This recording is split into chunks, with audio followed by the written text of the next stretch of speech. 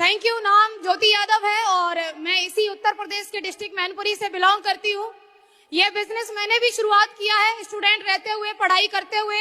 गांव में रहती थी। जब मुझे इस बिजनेस की जानकारी मिली तो गांव में रहकर के ही मैंने निर्णय ले लिया कि मैं काम करूंगी, मैं बिजनेस करूंगी। क्योंकि आज जब मेरे जरिए किसी लोगों के पास मुझे बिजनेस जाता है तो लोग ये बोलते तुम तो गाँव में नहीं रहती होंगी इसलिए तुमने काम कर लिया होगा, तुम्हारे तो माँ बाप ज्यादा पढ़े लिखे ज्यादा अमीर होंगे इसलिए तुमने काम कर लिया होगा, अरे तुम्हारे घर में तो बिजनेस पहले से होता होगा इसलिए तुमने बिजनेस कर लिया होगा। इनमें से एक भी बात मैं कहूंगी सही नहीं है। मैं गांव की रहने वाली, घर में कभी बिजनेस हुआ नहीं, घर में कोई बिजनेस के बारे में जानता नहीं, माँ बाप भी उतने ही पढ़े लिखे जितने कि मुझे पढ़ाई में आगे बढ़ा सके। और मैंने निर्णय लिया कि मैं करूंगी एसलीपीएस वेलनेस। क्यों? क्योंकि घर में कोई एक तो पैदा होता है जो पिछली 7 पीढ़ी के अंदर नहीं हुआ, वो ये करके दिखाने का दम रखता है। और वो जरूरी नहीं कि घर का बेटा हो या घर का बड़ा हो, वो घर का छोटा भी हो सकता है और वो ज्योति यादव बेटी भी हो सकती है। जरूरी नहीं कि वो बेटा हो। निर्णय लिया मैंने कि अभी तक जो चला तो चला, अगर आज बिजनेस में ये लोग कह रहे हैं कि यहाँ पर काम करके गाड़ी घोड़ा बंदूक बगला सब आता है तो वो मैं लूंगी।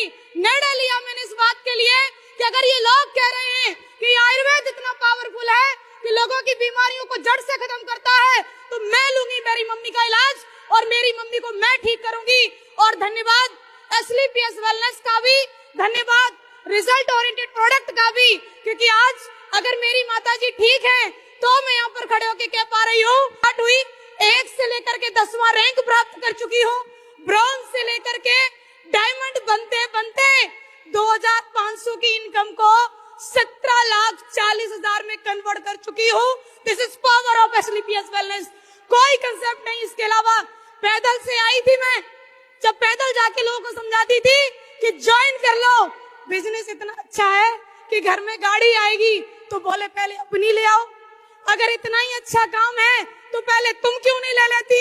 बिटिया तुम ले आओ, पोछा हम मार देंगे। कम वक्त कहीं दिखाई नहीं देते आज दिन तक।